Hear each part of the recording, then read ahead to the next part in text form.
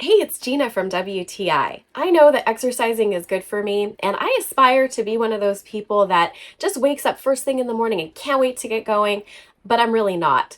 And that's why I am really liking this Phyto Stim from Bella Verite.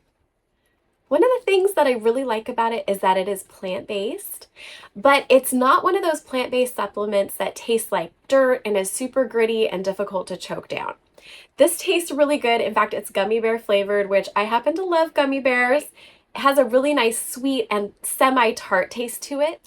I found that taking it on an empty stomach 30 to 45 minutes before I want to work out really gives me the energy and the pep that I need to get going and actually get it done. Even though I'm not a morning person, afternoons are not too great either. In fact, I feel that after lunch drag, and I found that using this in the afternoon to get going for exercise has been very helpful. I'm someone who is really sensitive to caffeine levels, and they can make me jittery and get heart palpitations and just feel icky, but I get none of that from this supplement, but I still get the energy, so I really, really like that.